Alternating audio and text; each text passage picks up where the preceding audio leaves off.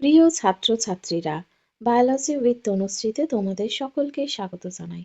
আজকে আমি যে বিষয়টা নিয়ে তোমাদের সাথে আলোচনা করব সেটা হচ্ছে প্ল্যান্ট হরমোন অক্সিন। এর আগে আমি একটা ভিডিও তোমাদের সাথে শেয়ার করেছিলাম, যেটাতে ইন জেনারেল প্ল্যান্ট হরমোন নিয়ে আমি আলোচনা করেছিলাম। আজকে স্পেসিফিক্যালি আমরা অক্সিন নিয়েই আলোচনা করব। অক্সিন হচ্ছে উদ্ভিদের প্রধান বৃদ্ধি নিয়ন্ত্রক হরমোন। প্রথমে আমরা জেনে নেব অক্সিন কি, কোথা থেকে এটার উৎপত্তি হচ্ছে। অক্সিন হচ্ছে উদ্ভিদের কাণ্ড মূলের ভাগে উৎপন্ন হচ্ছে, দিয়ে সেটা একটা মেরুবর্তী পরিবহনের মাধ্যমে তার ক্রিয়াস্থলে পৌঁছায় এবং তার নির্দিষ্ট কার্য সম্পন্ন করে। আচ্ছা, প্ল্যান্ট হরমোন পড়ার সময় আমরা পড়েছিলাম যে কোনো প্ল্যান্ট হরমোনেরই উৎপত্তিস্থল আর ক্রিয়াস্থল কিন্তু ভিন্ন। অক্সিনের ক্ষেত্রেও তাই। অক্সিন উদ্ভিদের কাণ্ড ও মূলের অগ্রভাগে উৎপন্ন হলেও সে কিন্তু মেরুবর্তী পরিবহনের মাধ্যমে তার নির্দিষ্ট ক্রিয়াস্থলে পৌঁছে গিয়ে নির্দিষ্ট কাজ সম্পন্ন করে। বোঝাতে পারলাম? গ্রিক শব্দ অক্সেইন থেকে এর উৎপত্তি, এর অর্থ হচ্ছে বৃদ্ধি পাওয়া। 1880 চার্লস ডারউইন ও ফ্রান্সিস ডারউইন ক্যানারি ঘাসের মুকুল আবরণীতে আলোকবর্তীর প্রভাব লক্ষ্য করে। দেখো, এই যেগুলো হচ্ছে যে দিকটাতে অক্সিন বেশি আছে, হ্যাঁ, সেই দিকটা হচ্ছে আলোর দিকে চলে গেছে। আর অক্সিনের কনসেন্ট্রেশনটা কিন্তু এই অন্ধকার দিকে কিন্তু উল্টো দিকে বেশি আছে, কিন্তু এ কোন দিকে বেন্ড করছে? ঠিক আলোর দিকে। 1928 বিজ্ঞানী ওয়েন্স ওট গাছের মুকুল আবরণী থেকে বৃদ্ধির জন্য দায়ী রাসায়নিক পদার্থটি নামকরণ করেন এবং নাম দেন হচ্ছে অক্সিন। মানুষের মূত্র থেকে কিন্তু প্রথম অক্সিন পৃথক করা হয়েছিল। এর রাসায়নিক কি প্রকৃতি কি? না, অক্সিন কিন্তু একটা ইন্ডোল বর্গভুক্ত জৈব অম্ল। এটা প্রধানত দেখো কার্বন, অক্সিজেন, হাইড্রোজেন এবং নাইট্রোজেন হচ্ছে নিয়ে গঠিত। আচ্ছা, অক্সিন দু প্রকার, অর্থাৎ উদ্ভিদে প্রাকৃতিকভাবে কোনো উদ্ভিদের দেহের মধ্যে যে অক্সিন তৈরি হচ্ছে সেটা হচ্ছে প্রাকৃতিকভাবে এভাবে উৎপন্ন অক্সিন। তার উদাহরণ হচ্ছে ইন্ডোল 3 অ্যাসিটিক অ্যাসিড। বোঝাতে পারলাম? আর ল্যাবরেটরিতে কৃত্রিম অক্সিন কিন্তু প্রস্তুত করা হয়, যা বিভিন্ন ক্ষেত্রে অনেক কাছে বাইরে থেকে ইনজেক্ট করে দেওয়া হয়। তার উদাহরণ হচ্ছে ন্যাপথ্যালিন অ্যাসিটিক অ্যাসিড বা Na2,4-D 2,4-ডাইক্লোরোফেনক্সি অ্যাসিটিক অ্যাসিড, আর হচ্ছে IBA ইন্ডোল 3 বিউটাইরিক অ্যাসিড। এবার আমরা যেটা পড়বো সেটা হচ্ছে অক্সিনের সংশ্লেষ আর স্থান আর উৎপাদন। হ্যাঁ, অক্সিন কিন্তু প্রথমেই বারবার আমরা বলছি কাণ্ড আর মূলের অগ্রভাগে কচি পাতা, পরিণত হতে চলা বীজ বা ফল, এগুলোতে কিন্তু অক্সিন উৎপন্ন হয়। আর অক্সিন কিন্তু অ্যামিনো অ্যাসিড ট্রিপ্টোফ্যান থেকে উৎপন্ন হয়। আর অক্সিন উৎপাদনের জন্য জিঙ্ক কিন্তু একটা অপরিহার্য মৌল হিসেবে কাজ করে। জিঙ্ক ছাড়া অক্সিন উৎপন্ন হতে পারবে না, কারণ অক্সিন উৎপন্ন হচ্ছে ট্রিপ্টোফ্যান থেকে। আর এই ট্রিপ্টোফ্যান যে এনজাইমের সাহায্যে সিনথেসিস হয় তার নাম হচ্ছে ট্রিপ্টোফ্যান সিনথেটেজ। অক্সিনের কাজ কি? সরি, জিঙ্কের কাজ কি? জিঙ্কের কাজ হচ্ছে এই ট্রিপ্টোফ্যান সিনথেটেজ উৎসেচককে সক্রিয় করে। যদি কোনো কারণে কোনো প্ল্যান্টের মধ্যে জিঙ্কের ডেফিসিয়েন্সি হয় বা জিঙ্ক অনুপস্থিত হয়, তাহলে কি হবে? ট্রিপ্টোফ্যান সিনথেটেজ উৎসেচক সক্রিয় হতে পারবে না, তো ট্রিপ্টোফ্যান তৈরি হবে না। ট্রিপ্টোফ্যান তৈরি না হলে কি হবে? অক্সিন উৎপন্ন হবে না। ঠিক আছে, এরপর আমরা চলে আসব অক্সিনের বায়োসিনথেটিক পাথওয়েতে। ট্রিপ্টোফ্যান থেকে কিভাবে অক্সিন তৈরি হচ্ছে সেটা আমরা জেনে নেব। এখানে কিন্তু বিভিন্ন রকমের এনজাইম কাজ করে। প্রথমে কি হয়? ট্রিপ্টোফ্যান থেকে তৈরি হয় ইন্ডোল 3 পাইরুভিক অ্যাসিড। এখানে যে এনজাইমটা কাজ করে তার নাম হচ্ছে ট্রিপ্টোফ্যান ট্রান্সঅ্যামাইনেজ।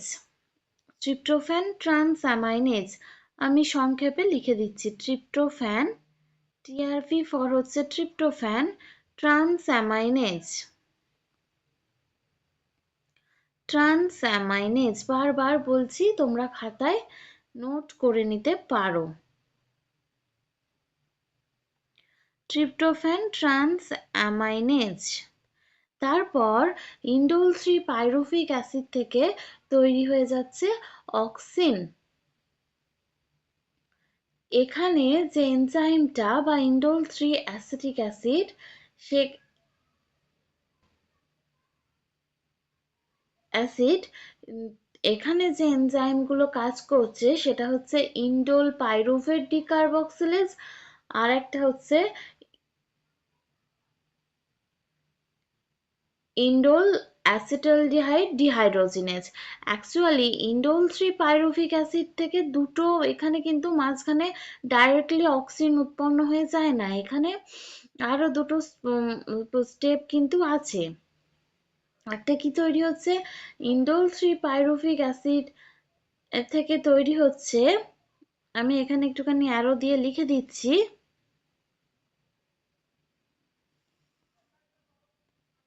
ইন্ডোল 3 পাইরুভিক অ্যাসিড থেকে তৈরি হচ্ছে ইন্ডোল অ্যাসিটাল ইন্ডোল 3 অ্যাসিটালডিহাইড,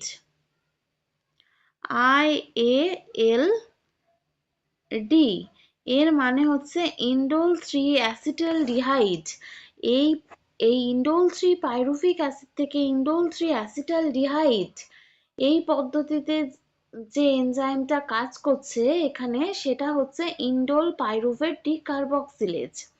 আর এবার ইন্ডোল 3 অ্যাসিটালডিহাইড থেকে তৈরি হবে হচ্ছে ইন্ডোল 3 অ্যাসিটিক অ্যাসিড বা অক্সিন।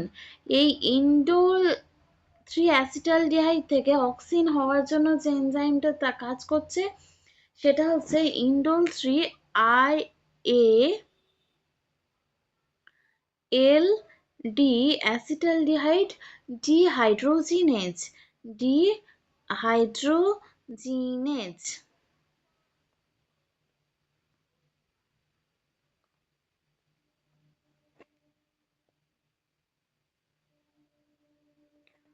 ডিহাইড্রোজিনেজ আমি সংক্ষেপে লিখলাম, তোমরা ভালো করে খাতায় কিন্তু লিখে নাও। আমি আরেকবার বলে দিচ্ছি, এখানে ট্রিপ্টোফ্যান থেকে তৈরি হচ্ছে ইন্ডোল 3 পাইরুভিক অ্যাসিড, এখানে যে এনজাইমটা কাজ করছে তার নাম হচ্ছে ট্রিপ্টোফ্যান ট্রান্সঅ্যামিনেজ।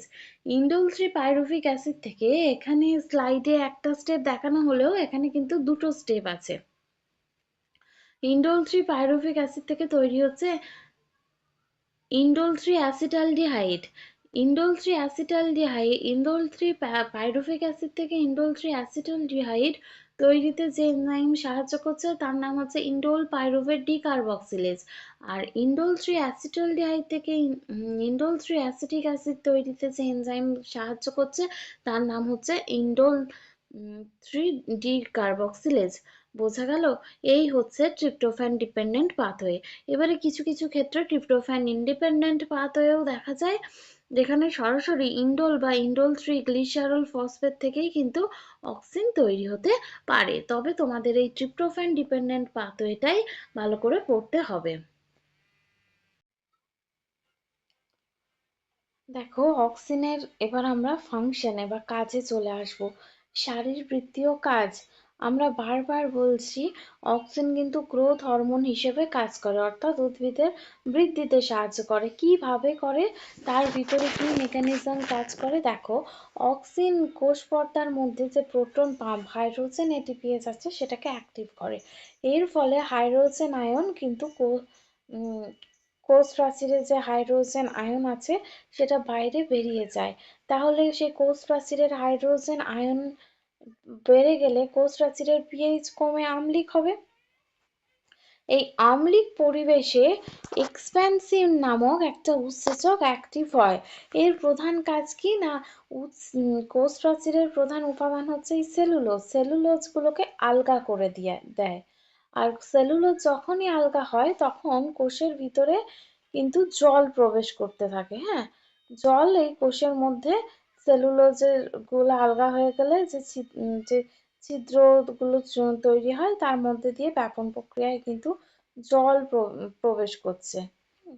এবারে কোষের ভিতরে জল প্রবেশ করলে কোষটা স্বাভাবিকভাবেই চাপ পাচ্ছে ভিতর থেকে, একটা কোষ যদি ভিতর থেকে চাপ পায় তাহলে কি হচ্ছে, সেটা যদি এই আকারে থাকে তা পরবর্তী ক্ষেত্রে এই আকার ধারণ করছে, আস্তে আস্তে কোষটা বৃদ্ধি পাচ্ছে, তো গাছটাও আস্তে আস্তে লম্বায় বৃদ্ধি পাচ্ছে। আর একটা অক্সিনের কি মেন কাজ বলতো? অক্সিনের মেন কাজ হচ্ছে উদ্ভিদের যে অগ্রস্থ প্রকটতা বা শীর্ষস্থ প্রকটতা আছে সেটাকে মেনটেন করা। অর্থাৎ আমি বারবার বলছি যে অক্সিন কিন্তু উদ্ভিদদের কাণ্ড বা মূলের অগ্রভাগে তৈরি হচ্ছে। তো কাণ্ড আর মূলের অগ্রভাগে অক্সিন থাকছে, তো এই অগ্রমুকুলের কাণ্ডের অগ্রমুকুলের বৃদ্ধিতে অক্সিন সাহায্য করলেও এই পার্শ্বস্থ মুকুলের বা কাক্ষিক মুকুলের বৃদ্ধিতে কিন্তু অক্সিন কোনোভাবে সাহায্য করে না। এটা কিভাবে প্রমাণ করা যায়? যখনই আমরা কোনো উদ্ভিদের এই অগ্রস্থ মুকুল কেটে বাদ দিয়ে দেব, তো অক্সিনের প্রভাব অনেকটা কমে যাচ্ছে।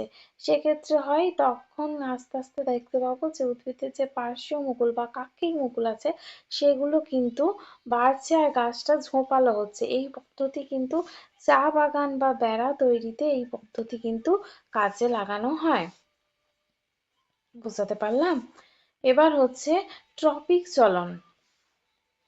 কাণ্ডের সাধারণত যে দিকটা অন্ধকার দিক, মানে একটু কম সূর্যালোক পড়ছে, সেখানে কিন্তু হাই কনসেন্ট্রেশনে অক্সিন থাকছে।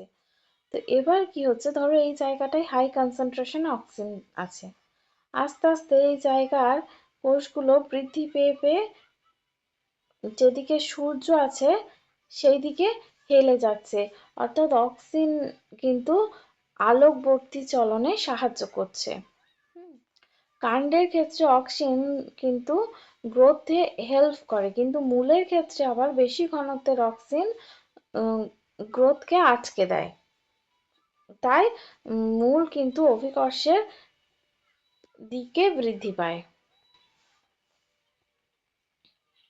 এবার হচ্ছে অক্সিন কাণ্ডে কেচে নেওয়া অংশে অস্থায়ী মূল সৃষ্টি করতে কিন্তু সাহায্য করে।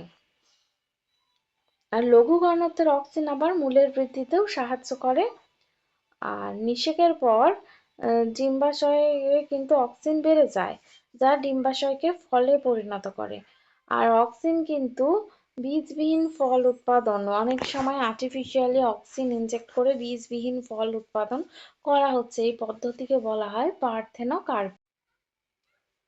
অক্সিনের আরেকটা প্রধান শারীরবৃত্তীয় কাজ হচ্ছে অক্সিন কিন্তু মোচনে বাধা দেয়, মানে কোনো উদ্ভিদের পাতা ফুল ফল যাই বলো না কেন সেটা কিন্তু সময়ের আগে ঝরে পড়াকে অক্সিন কিন্তু আটকায়। যখন কোনো উদ্ভিদে আমরা দেখব যে সেই উদ্ভিদের পাতা বা ফুল বা ফল যাই বলো না কেন শুকিয়ে গেছে, বা তখন কিন্তু তার মধ্যে অক্সিনের পরিমাণ কিন্তু একদম কমে যায়। সেই জন্য সেটা সেই নির্দিষ্ট উদ্ভিদ থেকে সেই পাতাটা বলো বা ফুল বলো বা ফল বলো যাই বলো না কেন সেটা কিন্তু সেই নির্দিষ্ট উদ্ভিদ থেকে ঝরে পড়ে। কেন? সেখানে অক্সিনের পরিমাণ কিন্তু ভীষণই কমে যায়। এবার হচ্ছে এর বাণিজ্যিক ব্যবহার কি অক্সিনের? না, কৃত্রিম অক্সিন 2,4-D এটা কিন্তু দ্বিবীজপত্রী যে আগাছা নাশক হিসেবে কাজ করে। এর ফলে আমরা যে একবীজপত্রী উদ্ভিদ যেমন হচ্ছে ধান গম ভুট্টা এগুলো চাষ করার সময় আমরা যদি সেই ধানের ক্ষেতে বা ভুট্টার ক্ষেতে বা গমের ক্ষেত্রে 2,4-D এই স্প্রে করে দিই তাহলে কিন্তু দ্বিবীজপত্রী যে আগাছাগুলো উইডস গুলো জন্মাচ্ছে সেগুলো মরে যাবে, কিন্তু আমার যে একবীজপত্রী ধান গম ভুট্টা এগুলোর কিন্তু কোনো ক্ষতি করে না। কিন্তু কোনো দ্বিবীজপত্রী ফসল চাষের ক্ষেত্রে কিন্তু এই 2,4-D অ্যাপ্লাই করলে হবে না, সেক্ষেত্রে ফসলের ক্ষতি হয়ে যাবে। তো এই পদ্ধতিতে কিন্তু দ্বিবীজপত্রী আগাছা নির্মূল কিন্তু খুবই সহজ। আর অক্সিনের বাণিজ্যিক ব্যবহার কি বলতো? শাখা কলমে দ্রুত মূল গজানোর জন্য কৃত্রিম অক্সিন ব্যবহার করা হয়। গোলাপ জবা তারপরে বোগেনভেলিয়া আমরা ছোটবেলায় যেটাকে কাগজ ফুল বলতাম, এই গাছগুলোর কলম তৈরিতে কিন্তু অক্সিন ব্যাপকভাবে ব্যবহার করা হয়। তারপরে কি ফুল পুষ্প পরিস্ফুটন, আনারস গাছে ফুল ফোটানো বা ফল পাকার জন্য কিন্তু কৃত্রিম অক্সিন NAA বা 2,4-D স্প্রে করা হয়। তাহলে 2,4-D দুটো গুরুত্বপূর্ণ কাজ কি না, সেটা দ্বিবীজপত্রী আগাছানাশক হিসেবে কাজ করে, আর 2,4-D কিন্তু মানে পুষ্প পরিস্ফুটন বা ফল পাকার কাজেও কিন্তু 2,4-D ব্যবহার করা হয়। আপেল, কমলা লেবু এই ধরনের গাছের ফলের মানে যে ফলগুলো যাতে সময়ের আগেই না ঝরে পড়ে, মানে পেকে যাওয়ার আগেই, সেক্ষেত্রে কি হয়, অক্সিন স্প্রে করে দেওয়া হয় আর্টিফিশিয়ালি বাইরে থেকে, যাতে তাদের লংজিভিটিটা বেশি হয়। হুম, ব্যাস এইটুকুই আজকের আমার অক্সিন নিয়ে আলোচনা, এইটুকুই। খুব তাড়াতাড়ি তোমাদের সাথে আবার দেখা হবে। ধন্যবাদ।